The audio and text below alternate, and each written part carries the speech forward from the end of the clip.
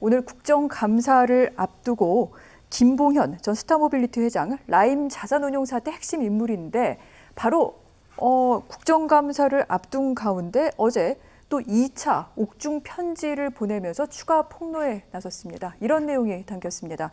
술 접대하는 검사들이 누구인지를 조금 더 특정할 수 있는 얘기를 했고요. 아울러 검찰로부터 조력을 받아 도주를 했더라라는 그런 얘기까지 했습니다. 그리고 저희가 준비하진 않았습니다만 강기정 전 전무수석에게 5천만 원을 건넸다고 했던 법정 진술을 번복하는 듯한 두 사람이 돈을 주고받는 거 보지 못했다, 잘 전달했다는 얘기 듣지 못했다라는 식의 좀 말바꾸기도 있었는데 여러 가지 해석을 좀 할 수 있을 것 같습니다. 교수님 좀 설명을 좀 해주십시오. 네, 김봉현 씨가 굉장히 뭐라 그럴까요? 원래 사기꾼에 우리가 이제 뭐 스미싱이나 피싱에 걸리면 안 된다 그러는데 스마트폰에 낚시질을 하고 있다는 느낌이 들어요. 이거는 여당뿐만 아니라 야당도, 그러니까 지금 이 김봉현 씨의 말 한마디에 희비가 엇갈리고 이 입장이 바뀌고 뭐 이런 모습들이 나타나고 있어요.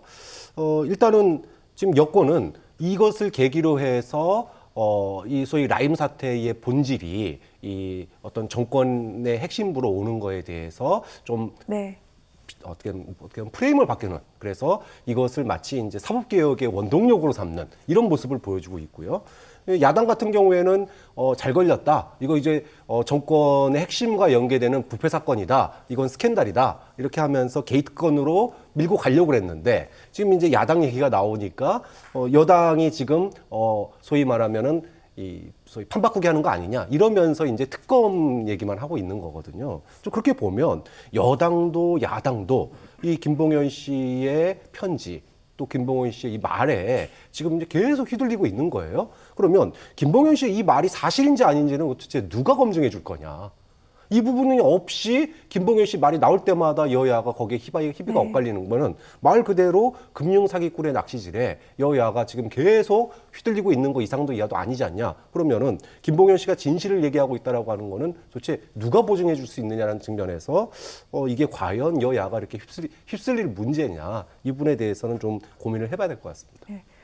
진중권 전 교수 한마디 또 하기도 했습니다. 검찰 개혁이라는 이름을 걸고 나서면 정부와 여당이 솔깃해할 거라는 걸 아는 것이다, 이런 얘기를 하기도 했는데 이 사안 어떻게 봐야 됩니까, 평론가님? 이제 이 대목은 이제 김봉현 전 회장이 뭐 옥중 편지 이번에 두 번째지 않습니까? 그죠? 당시에 청담동 문자롱에서 1,000만 원 썼다. 저는 어떻게 해야 1,000만 원을 쓸 수 있는지 궁금해요. 정말 제일 비싼 양주를 얼마나 맛이 되면 1,000만 원이 노는지 모르겠습니다. 아무튼 1,000만 원을 썼다고 얘기를 했고, 또 그게 사실이라고 얘기를 했습니다. 당시 사건은 대우조선해양 수사팀 관계자들하고 얘기를 했어요. 2차 옥중 입장문에서는 얘기를 했고, 그 중에 한 명이 이제 라임 사태 때 왔다고 얘기를 했는데 저는 팩트라고 얘기를 했습니다. 보통 옥중 서신이라고 얘기하는 게요, 전략적으로 언제 발표하고 언제 발표를 안 하고 있지만은 그 사실을 완전히 거짓말로 쓰기는 쉽지가 않습니다.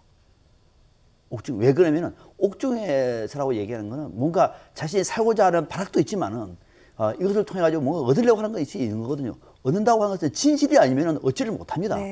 그렇지 않겠습니까? 그동안에는 입을 닫아왔다가 이제 좀 풀기 위해서 추징금도 좀 덜 내고 징역도 좀 한 20년 될 것 같은데 한 10년 받을 수 있기 위해서는 그동안 하지 않았던 진실을 폭로하는 데는 의미가 있는 거예요. 그래서 여든 야든 모두가 사기꾼 말을 못 믿는다 말하면 안 돼요.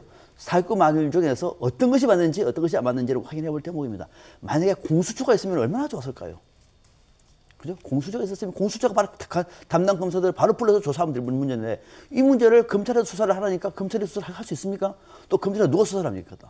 자, 그런 어떻게 보면 악순환이 반복되고 있는데, 저는 김봉현 이 전 회장의 발언이 상당 부분 신빙성이 있다고 보고요. 신빙성이 있고, 이제는 이 사실을 정리를 해서 밖에서 진중권 전 교수처럼 무슨 추미애와 사기꾼이 원팀이라고 얘기하는 건 사기꾼이라고 말해도 안 됩니다.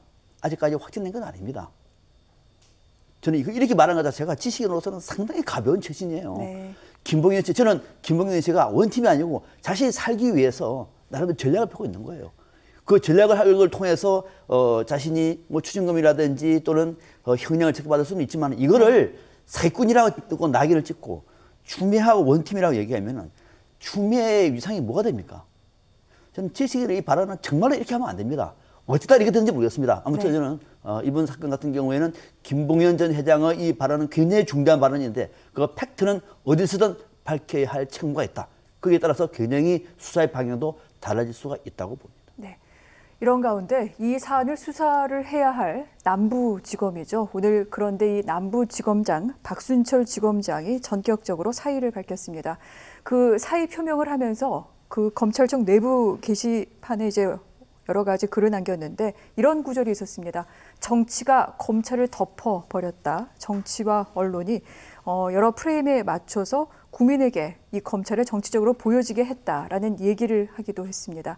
시간이 많지 않습니다만 잠깐 설명을 드리자면 이 박순철 남부지검장 같은 경우에는 의정부 지검장 시절에 윤석열 검찰총장의 장모를 기소하면서 이른바 추미애 사단으로 분류됐던 인물입니다. 그런데 오늘 올린 글을 보면 추미애 법무부 장관을 조목조목 또 비판하는 내용도 남겼는데 이 같은 사안 어떻게 봐야 될지 끝으로 두 분께 짧게 좀 각각 의견을 들어보도록 하겠습니다. 먼저 평론가님. 네, 박순철 지검장이 사의를 표한 것은 좀 안타깝습니다. 지금 네. 한참 라임 사건 수사 중인데 수사장이 마음에 안 들어서 이렇게 집어던지고 할 정도라고 얘기하면 저는 검찰 권력을 한번 볼 필요가 있다고 생각해요. 정말 어마어마한 기득권 세력입니다. 네. 어마어마한 기득권 세력. 검찰의 그 기득권에 조금이라도 노가되면 과감히 옷을 던질 수 있는 조직이 대한민국에는 검찰 외에는 저는 군인도 이제 그렇게 못합니다. 과거에는 군인도 그렇게 했어요. 지금은 군인도 그렇게 못합니다. 검찰 하는 거예요. 그러니까 과거에는 수사를 제대로 하다가 이번에는 추미애 장관이 검찰 권력을 흔드니까 분노하는 거죠. 분노하면서 물러나면서 하는 얘기가 정치가 검찰을 덮어버렸다 이 말로 무슨 말이었습니다. 검찰에서 보면 그럴 것 같아요. 과거에 그 막강한 검찰을 네. 누가 흔들어? 지금 정치가 흔들고 있는 거예요. 기분 나쁘죠. 그러니까 정치학자인 제가 볼 때는 검찰이 정치를 흔들고 있는 겁니다. 검찰이요. 네. 그 대목부터 알아야 됩니다. 국민들은 검찰 편 드는 게 아니에요. 검찰이 언제부터 정치를 흔들었습니까? 그 대목을 먼저 반성하십시오. 스스로 내부를 볼 필요가 있다 이렇게 말씀을 해주셨고요. 교수님 한 말씀 좀 해주십시오. 저는 이 박순철 남부지검장의 사의를 보면서 네. 검찰이 무엇에 분노하는가를 보고 싶어요. 그러니까 지금 큰 틀에서 보면 검찰개혁하라고 총장 앉혔고 윤석열 총장 앉혔고 검찰개혁 중단되지 말라고 추미애 장관 앉혔는데 네. 검찰개혁에 대한 내용 본질은 사라져버리고 지금 총장과 법무부 장관의 진흙탕 싸움만 남았어요. 네. 그럼 그 진흙탕 싸움을 지켜본 남부지검장이 이거 진흙탕 싸움 더럽다 그러고 사표 던진 거예요. 자, 그러면 남은 게 뭐냐? 국민들이 봤을 때 지금 남은 게 지금 김봉현 씨의 말이 사실인지 아닌지 모르겠지만 정말로 검사들의 비리, 부패와 결탁한 검사들의 비리, 이게 사실은 검찰 개혁의 핵심이에요. 그럼 검사는 누가 통제할 것이냐라고 하는 게 네. 검찰 개혁의 핵심인데 이 문제는 사라지고 검찰 개혁하라고 내려보낸 총장과 법무부 장관의 진흙탕 싸움만 이번 청문회 국감에서 네. 돌아서 나왔단 말이에요. 그렇게 보면 정말로 국민들은 검찰 개혁을 원했던 국민들 입장에서 보면 도대체 개혁은 어디냐? 왜 쌈질만 하고 있냐? 그래서 굉장히 안타깝고 이것을 조정할 수 있는 청와대의 리더십 다시 한번 필요한 상황인데 결국은 어떻게든 한쪽의 편을 들어야 되는 상황이 될 수밖에 네. 없지 않을까 싶어요. 그런데 이번에는 추미애 장관의 편을 들었지만 그 부분을 좀 소위 말하면 청와대의 리더십, 개혁에 대한 리더십 이 부분의 부재에 대해서도 질타가 나올 수밖에 없는 상황입니다. 네.